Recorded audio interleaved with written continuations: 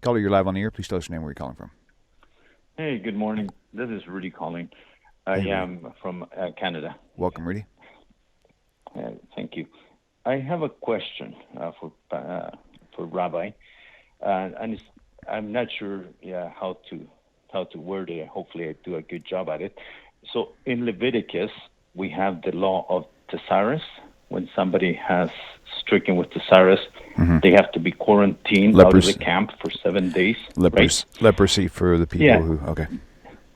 Yeah, and they have to be quarantined for 7 days, and the priest looks at him, and if he's healthy, he's allowed to come back into the camp. He has to go to wash himself and wash his clothing, and he returns. If not, he's again another 7 days. Now, Miriam had led Thesaurus, and then God healed her from this. And then we have King Uziah. That it says that King Uziah, in the year he died, when he went to the temple to offer incense, he got Thesaurus, but then he lived outside the camp for the remainder of his reign in a house built outside the camp, and he reigned. Now, my question is, was he not forgiven for the sin of burning incense in the temple, or am I missing something? You're not missing anything, young man. You just have a lovely mind. And one day I'd like to meet you. And when I do, you're getting a big hug. When this plague thing is over, you're good. All right. You're really good. So, a Gebenstreifen Cup, really a blessing on your head, Mazel Tov.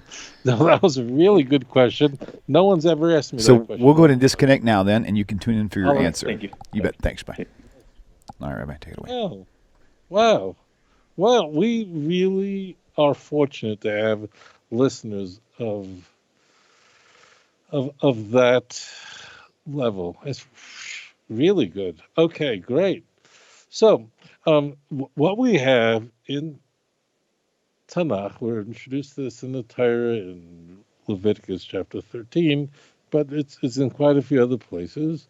Well, people received tsaras. Now, because of Jerome and he was the primary translator of the Vulgate, the Latin translation of the Bible. The name leprosy, the word leprosy, which is a real malady, and it's not been stricken from the world. I remember in Indonesia, there were people who had leprosy. Very tragic.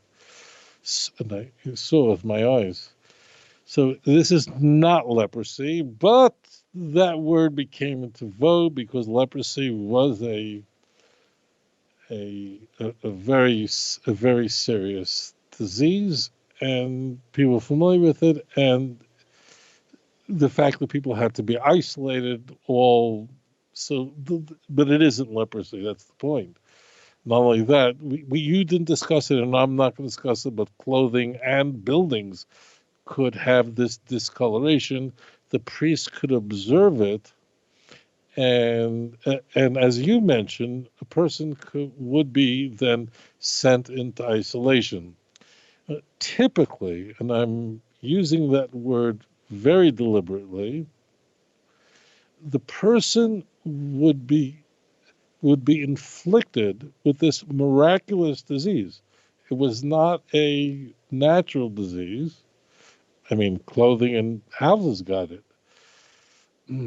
For not speaking correctly, meaning for speaking Lashon Hara. It was really one of the only punishments of a disease that was completely miraculous. And the reason why HaKadosh Baruch Hu used a disease that's miraculous rather than one that there was no shortage of diseases out there is because people think they could say or do what they want. They could just say words or do things that just don't seem important. Lashon Hara means evil speech. It means saying something bad about somebody, disparaging about someone. That is true.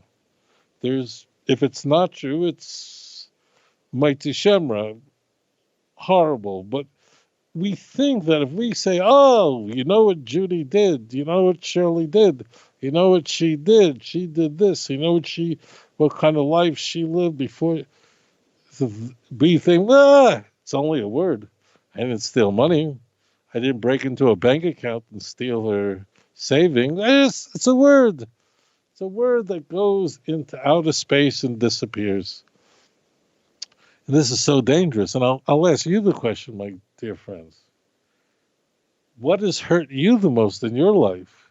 Has it been a physical pain? Or has it been pain that you endured because of words that people uttered to you or behind your back that brought you the greatest pain? You don't need to answer that question. I know we all know the answer. So therefore, Hashem is saying, I'm watching you. You can't act in this way, even though you're not stealing, you didn't murder, but you might as well have been. And you spoke in a way that was inappropriate. That's what saras was. That's typically how saras was used. And then the person had to be isolated, and as you said, and then the priest would examine it, and it's more elaborate than that, but we're going to leave it right there. Miriam spoke of Moses, her younger brother, in a way that was uncomplimentary about how he was behaving vis-a-vis his relationship with his wife, whatever. So she got saras. And getting saras is like being dead. In Tanakh, the color turning white is like that a mitzvah is like someone who dies. It's like and I could show you from text, I'm not going to go into it, but if you look in the story of Miriam, it's literally she's become as a corpse. So tsaras, one thing we can know about it is that it's a malady that in some way mimics death. Because you can kill somebody with words. You can kill somebody with the way you behave without killing them. Okay, got it? You know, I mean, when you have said in your life, I'm talking to you, the viewer, when I heard him say that about me, I could have died. That flushing of the face of embarrassment and hurt, you feel like, okay, you got that all. I want to make sure you know that. Okay. Now, as it turns out, there was some times that people behaved in a way that was completely unacceptable, and they received a saras. However, this saras was there as a symbol to others, and they had to leave the camp. The very famous case that you're referring to occurred during when there was an earthquake. It's the only earthquake recorded in Tanakh of the king. He had two names, Uziah or Azariah. Either one's the same person. He's very so his Uziah reigned for 52 years. His son Yotam was a great king. His son Ahaz is infamous, very evil, the worst, and Chizkiyahu was his son. So you can get a sense of history, meaning they lived during the time of the Assyrian Empire. He lived, let's say, roughly 2,800 years ago, 2,720 years ago. What happened? So in Isaiah, there's a reference to him, and it says that after Uziah died, when Isaiah 6 verse 1 says that, it doesn't mean he literally died. It means that he became a leper. How did that happen? Well, it's not told us in Isaiah. It's very much a style of Isaiah just to refer to something, and you better know what's going on somewhere else. In this case, you would have to be familiar with 2 Chronicles chapter 26. Uziah was a very great king. At the time of his life, he was a Davidic king that reigned longer than any other Davidic king. He would come to reign for 52 years. He was enormously successful and a very good man. there would be another king who would reign a little bit longer than him, 3 years longer than him. Menashe would be his great-great-grandson. But Uziah was really a very great man, a giant of a person. And he was a very successful king on many levels. Spiritually, very successful. Militarily, he was able to liberate many parts of Eretz Yisrael from our enemies. And what happens sometimes is we see that great kings, it goes to their head.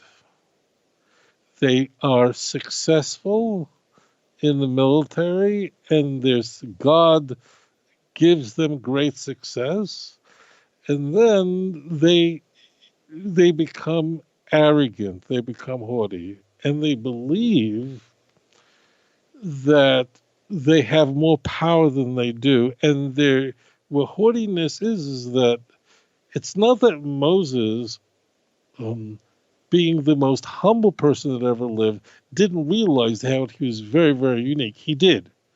But Moses, more than any human being that ever lived, was able to completely grasp that everything he had was from God, and that he sought nothing for himself. That's why Korach hurt him so much with words. That's why people could hurt Moses so much with words. Now, what happened is Uziah was very successful on the battlefield, very successful. He was able to liberate parts of Eretz Yisrael, the land of Israel, along the coastal region. Eilat, the famous southern city in Eretz Yisrael, most southern city, he was very successful. Now, the year, I believe it was in the 25th year of his reign. I believe so. It was either the 25th or 27th year of his reign. What happens? He returns back from enormous success, and he essentially marches into the Beis HaMikdash, and that time it was the right dead center of the first temple period. And he makes his way toward the incense altar with ketores, with incense. Now, this incense altar, which lied right in the center of the temple layout, is a right that HaKadosh Baruch Hu only gave for Kohanim, only was reserved for priests. Only priests could burn incense on the incense altar. No one else. Now, don't listen to the book of Hebrews, to that fake book. Listen to the Torah, to the Holy Torah. Because Hebrews wants to say that Jesus was a priest and a king. It can't be. Those two orders are completely separate, and they're going to be very separate in the Messianic age, but they're going to get along great. See the end of the book of Zechariah, chapter 6. So what happens is, you could, again, if you want to read this event, like line by line, sort of blow by blow, you won't get it in Isaiah. You will get it in 2 Chronicles 26. So he's going in. Now, imagine the priest observing the spectacle.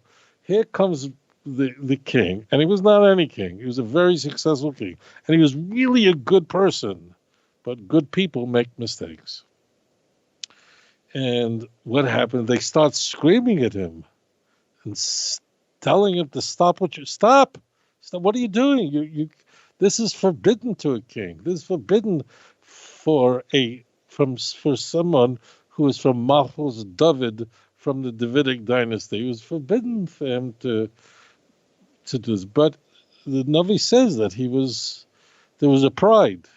And that kind of pride is similar to the kind of thing that instigates speaking evil of someone else. There's a common denominator, because where do you come off ruining somebody's life by speaking ill of another person? Is because you feel, that person doesn't matter and I do. It comes from arrogance that you could destroy somebody's life with words and speak of them, and it's hard to undo. It's easy to speak. It's very difficult to unspeak. So there's that arrogance that lies at the heart of Lashon Hara, evil speech. Well, don't ask what's going on. You had a scene where some 80 priests are now running after Uziah. And his heart was filled with pride. Bottom line is, as he was to bring the Ketores on the altar, leprosy, this came out right here on his head, on his forehead. And everyone was shocked. Now, why here on his forehead? Because this is where the high priest would have a plate that said, "For Hashem." This was like the most striking thing you would see when a priest is wearing all his vestments. It means this was a trauma. It was, first of all, it was also a physical trauma. Jerusalem sits on an earthquake, quite the earthquake. We've had some very substantial ones over the big earthquakes. This is the only earthquake, to my memory, that's ever mentioned in Tanakh, and it's mentioned quite a number of times. The temple shook, the walls started caving, and don't ask. That's the earthquake that Isaiah was experiencing in chapter 6, where the walls were shaking and the whole building was filled with smoke, and the angels started going up and down, Kadosh, Kadosh, Kadosh, holy, holy, holy, meaning you can't break these things. You can't have kings usurp the role of what a priest should do, and you can't have the other way around. The Maccabees did the other way around. They misappropriated their role. And there's a heavenly temple and an earthly temple, and they're wired together. And if you break that, if you disrupt that, it causes a short circuit, and it just caused an earthquake, and the temple began to fall. Don't ask. That's why in Isaiah 6, the angels are going, they have wings. Like, why is this important to have wings? Is this an aerodynamic thing? No. But there's a lot of up and down in Isaiah 6. And even God is there figuratively in a throne, and his head is up, and his feet are down, and he's wearing this long train robe. They go, why do I care? And why would God be wearing a robe? Did he take a shower? I'm being cute with you. Kindlech. That's why when you read Yeshaya, if you don't understand this, you'll be so lost. What is being conveyed there is that what goes on above has to match what goes on below. And literally the Har HaBayis, the Temple Mount Moriah, is the place where heaven and earth touch, where they meet. They could be connected by a ladder in a vision that Jacob, our father of blessed memory, had. So therefore, Uziah was an interesting person, very great man. He was really a very good man. He was a very big tzaddik, but he made a very big mistake. The people loved him very dearly, but he made a big mistake in his life. And what was interesting about his life is that even though he received this tzaras, because this wasn't a Lashon Hara deal where he can be outside the camp and just return back and it's all good. This had to be a symbol for all generations that the magisterium of the priesthood and the king can never be confused. Hebrews is one short circuit. I mean, that's probably the least problem with canonical Christian teachings, but you can't ever confuse the covenant that God made with David HaMelech, Olav Shalom, David our king of blessed memory, and Aharon, the brother of Moshe Rabbeinu, my great-grandfather, to whom was given the authority of the priesthood. And those are never to be confused. They can't be. It will cause a short circuit. So here you had a very interesting case in Tanakh where Uziah was beloved by the people, but it wasn't a Lashon Hara issue, but the antecedent, the seed of what triggers someone to allow them to say something bitter, haughtiness was there in the root. And as the result of that, he remained king. The people loved, they adored him. He made a mistake, but they adored him. So what they did is they made for him, he couldn't come back into the community as someone who told Lashon Hara might, because this was of a totally different nature. And they said it was miraculous, but it was a different nature. People had to know forever. This isn't the micro, this is macro. King and priest can never be confused. And we know it happened. That's why if you meet someone who says, I'm a descendant of a Maccabee, he's a liar. There are none left. The Maccabean family was wiped out completely. So therefore, because this wasn't a personal issue, but this was something of a magnitude of Davidic dynasty issue, this is not something where Uziah could simply separate himself, as you would see in Leviticus and this, and immerse himself and come. It wasn't that. This was forever and ever. But this is very strange. Because as I said, Uziah was really beloved. He was a good man who made a very big mistake. And this was not so much a punishment as it had to be a sign for all generations. These two offices can never be confused. The messianic promises that the high priest will sit in his throne, and it doesn't say, but the king will be in the other throne, and the council of peace will emerge between them. Zechariah 6, I think it's verse 13. It's the last passage of that chapter. Very famous. That's what's going to happen when Mashiach comes. So it was a very interesting arrangement where Uziah, they set up a palace for him in a Beis HaChaim, which means in a cemetery, in a Beis HaKfaros, in a cemetery, because he could not interact with the people because he had the Tzorat. But he reigned from his palace, which was in the oddest place. Because remember, Tzaras is like you die. That's why, again, I'm just going to crisscross them so you'll see this. This is why it says, when describing the event where Isaiah receives his commission to be a prophet, Isaiah 6 should really be Isaiah 1 chronologically. It isn't beyond the scope of the show. But Isaiah 6 would chronologically be first because that's where Isaiah receives. God says, who's going to go for me? And Isaiah says, I will. And God says, actually, don't say anything. I don't want to punish them. That's a whole other issue. But the key is Isaiah 6 really starts first. It isn't first for another reason. And here's the other thing, my delicious brothers and sisters. Listen up. Listen up and taste the honey of Torah. Really. Just put in your mouth. It's all very good. It's the most delicious thing they've had. It's very rare in Tanakh. It happens, but it's rare where one prophet or one book in Tanakh mentions another book. It happens, rare. If I asked you where, you would have a hard time coming up with it.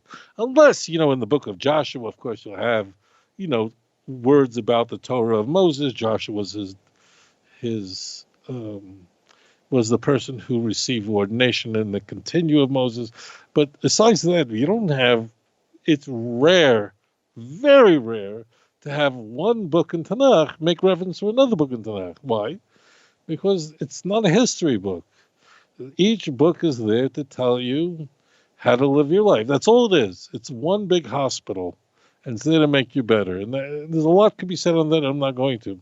But here it is, children from above. If you look at 2 Chronicles 26, and you go to the very end of that chapter, you have one of those exceptions. You have in Isaiah 26, in Second Chronicles, in Second Chronicles chapter 26, all the events that I described to you of Uziah, Azariah taking from the Keturahs, and the chapter ends by saying, and if you want to know the beginning and the end, meaning you want to fill in more information about what happened, go to Isaiah. I'm not kidding. It says go to Isaiah, because Isaiah fills that in. And strikingly, if you read Isaiah, you wouldn't even know what happened unless you go to Second Chronicles. Because when Isaiah was written, Second Chronicles hadn't yet been written. So, my dear friend, you asked a brilliant question. I'm very grateful to you because it allowed me to immerse in Torah with all these dear viewers, and studying Tanakh is wow. It's Yishakeni b'nashikos piyu ki tovim dodechu miyoy, and kiss me with the kisses of thy lips, for thy love is better than wine. There's nothing like Tanakh. It really is so delicious and all fits properly, but you have to study it. And thank you for that opportunity. We should study Torah, and that should bring the coming of should be the Bias Gael, bring the coming of the true Redeemer quickly in our time. Thank you for your question.